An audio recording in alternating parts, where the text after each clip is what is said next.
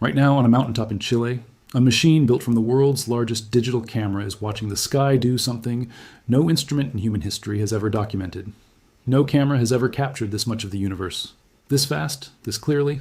No survey has ever caught a half-kilometer asteroid spinning fast enough to break the physical rule that was supposed to hold it together. No observatory has ever pushed almost 1 million alerts to astronomers in a single night before its main mission had even officially begun. It is not a rumor, and it is not internet exaggeration. It is a peer-reviewed discovery, published in the Astrophysical Journal Letters, and most people, scrolling past the headlines, still don't understand what it actually means. Stay with me, because this gets stranger the deeper you go. If you're new here, this channel breaks down real space discoveries using the actual published science behind them. No filler, no speculation dressed up as fact. So if that sounds like your thing, the subscribe button is right there. Let us go back to the beginning. To understand why this discovery matters, you first need to understand what the Vera C. Rubin Observatory actually is, because it is not just another telescope pointed at the sky. It sits at 8,800 feet above sea level on the summit of Cerro Pachón in northern Chile, chosen specifically for its dark skies and dry, stable air, the same conditions astronomers have hunted for a century. But the real story is the camera bolted to its 8.4-meter mirror, the LSST camera, the instrument at the heart of the entire observatory. It is the largest digital camera ever built for any purpose, roughly the size of a small car, weighing more than 3 tons, packed with 3,200 megapixels of imaging power.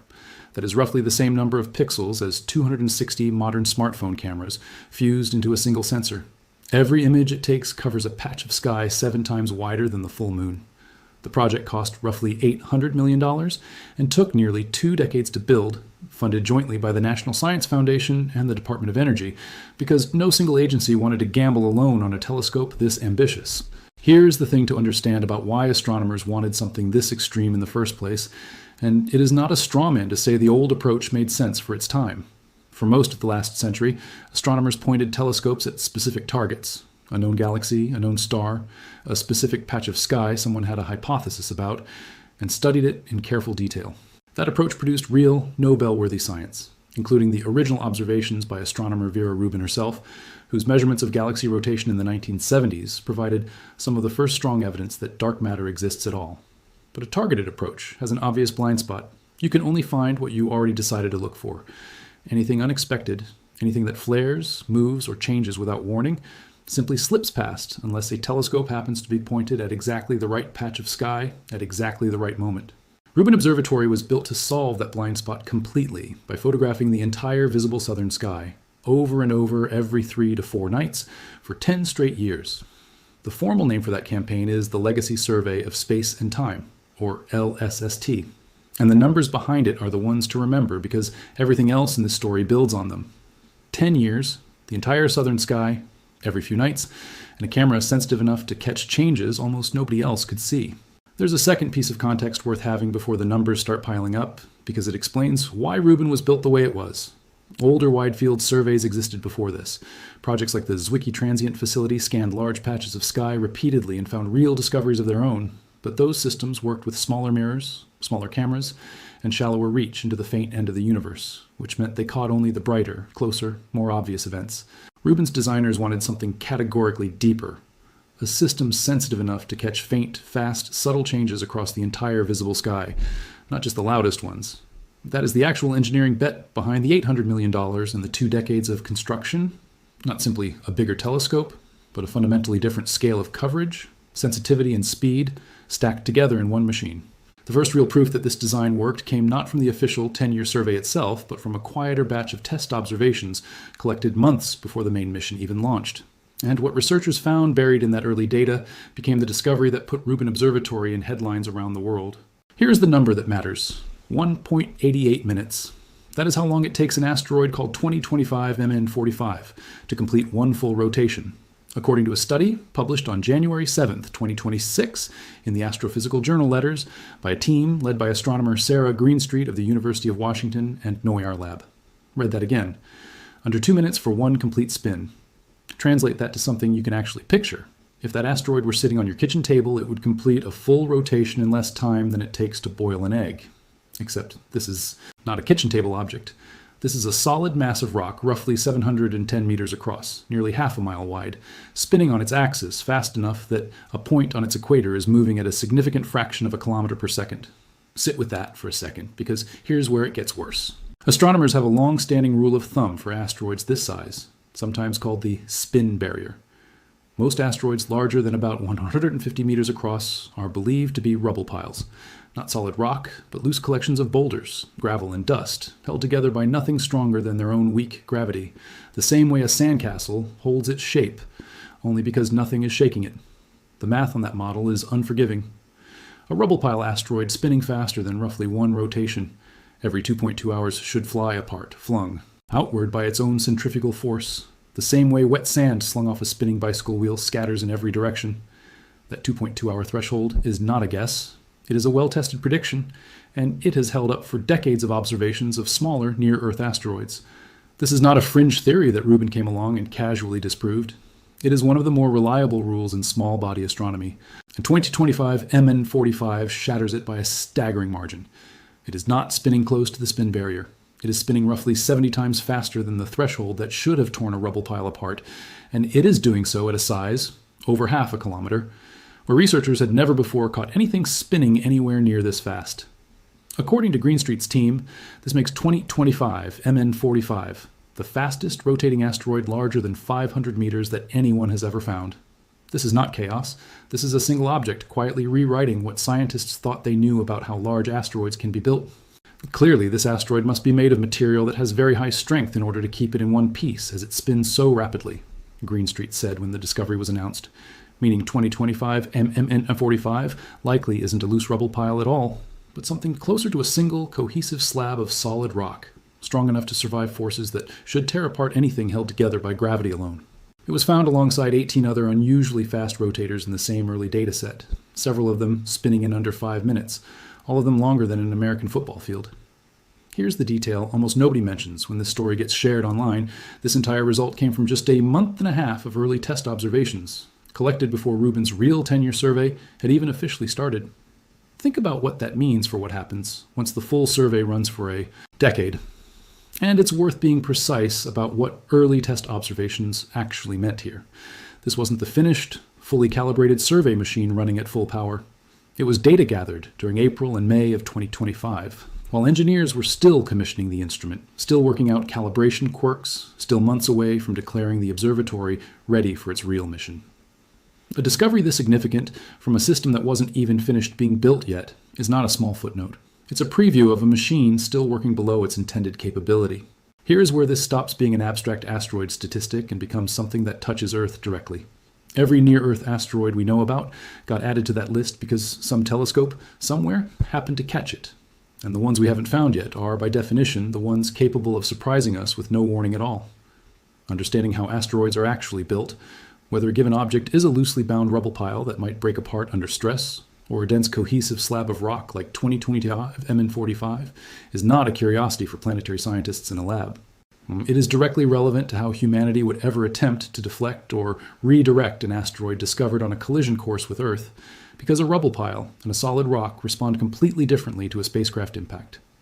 NASA's own DART mission in 2022 proved that deflection technology works in principle, but knowing which kind of object you're aiming at before you commit to a deflection strategy is the difference between a plan that works and one that doesn't.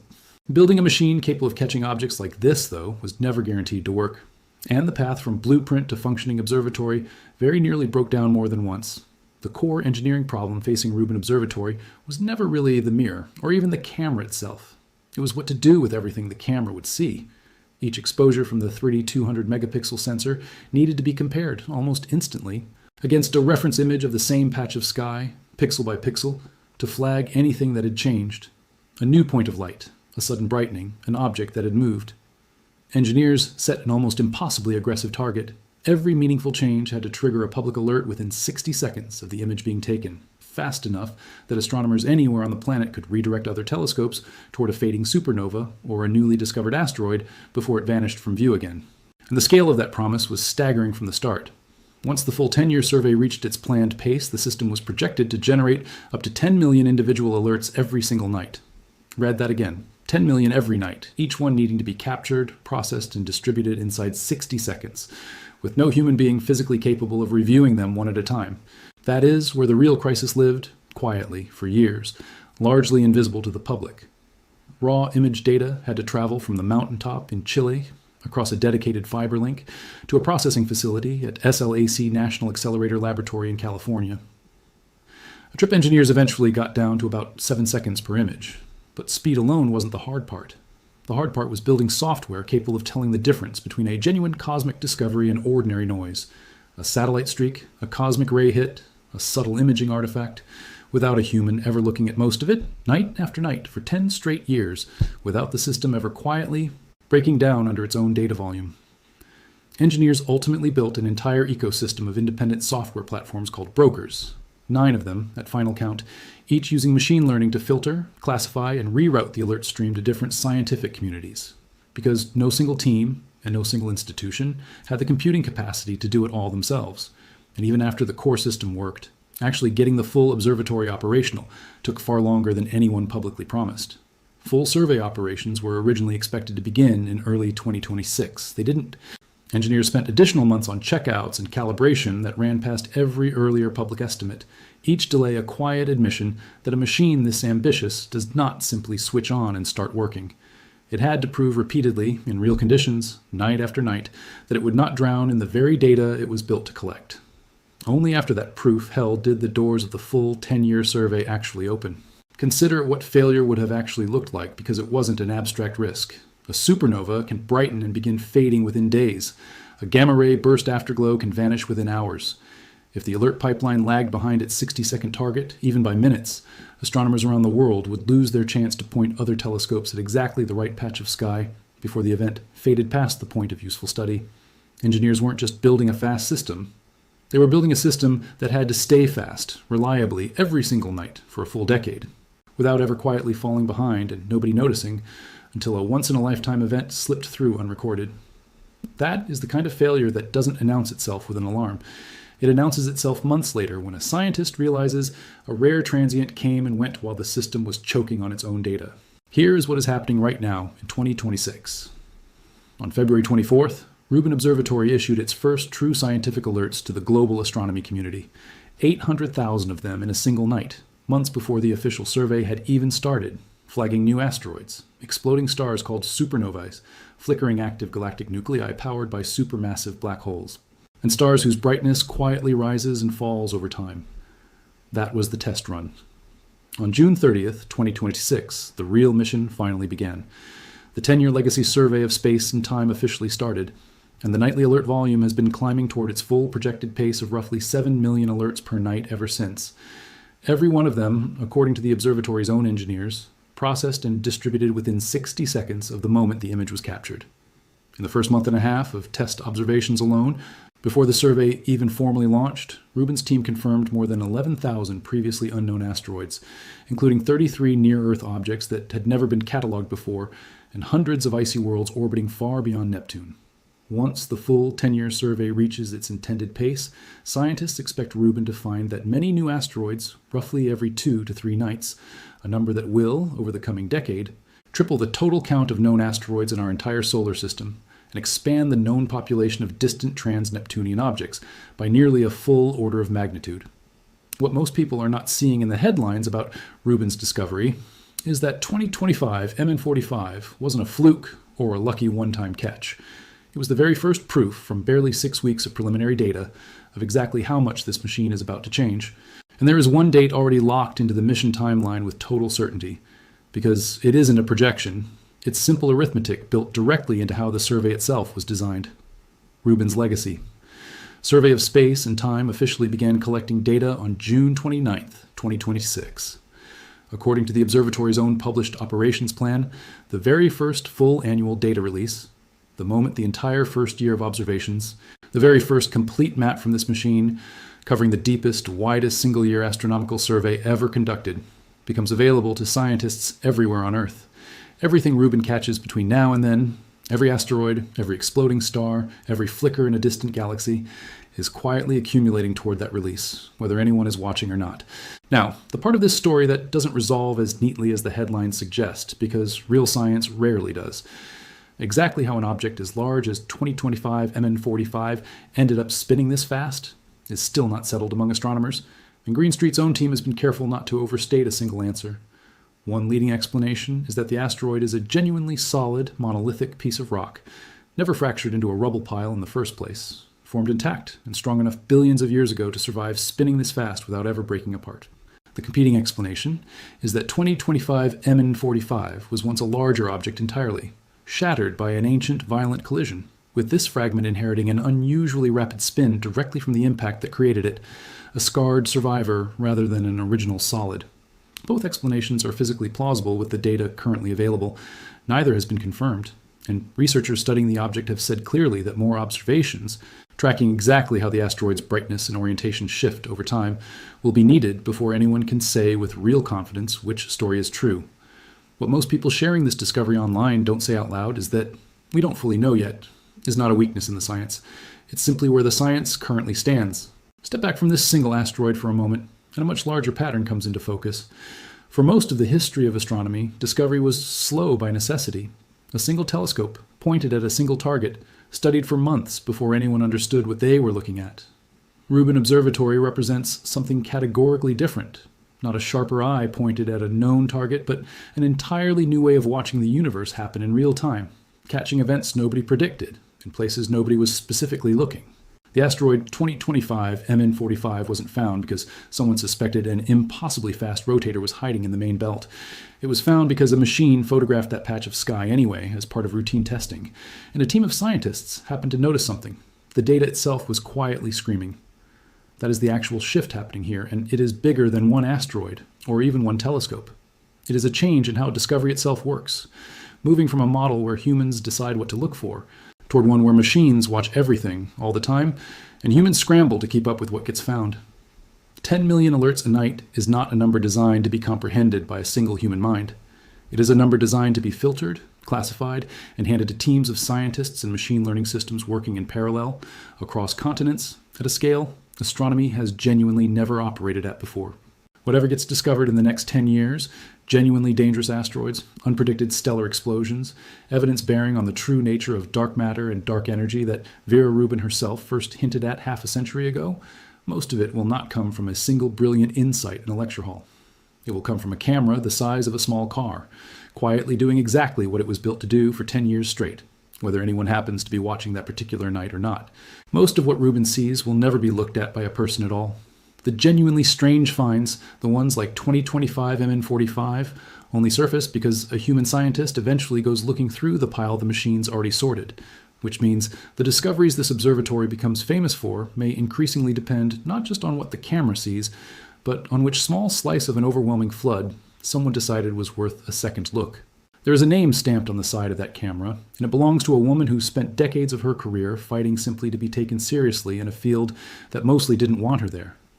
Vera Rubin measured the way stars at the edges of galaxies moved and found they were moving too fast.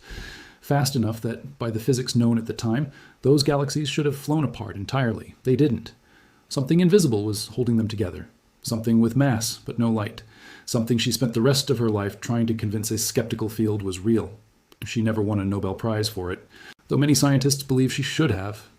Now her name sits on the flank of the largest camera ever built, still hunting for the same invisible thing she found decades ago, still asking the universe questions it hasn't finished answering. Somewhere in the data this telescope is collecting. Tonight, right now, while you watch this, there's very likely another number as strange as 1.88 minutes, sitting quietly in a file nobody has opened yet, waiting for someone to notice it. So here's everything, in one breath. The Vera C. Rubin Observatory, built around the largest digital camera ever constructed, was designed to photograph the entire southern sky every few nights for 10 years. And in just 6 weeks of early test data, before its main mission had even begun, it caught an asteroid called 2025 MN45, spinning once every 1.8 minutes, roughly 70 times faster than the physical limit that should hold a loosely bound rubble pile asteroid together, suggesting it may be a single, solid slab of rock rather than a loose pile of debris. Building the software to process up to 10 million nightly alerts within 60 seconds nearly derailed the mission's timeline for years. until engineers finally got the full survey operational on June 30th, 2026. Since then, the observatory has been racing toward its first full annual data release, locked in for the end of June 2028, while the exact origin of 2025 MN45's impossible spin remains genuinely unresolved.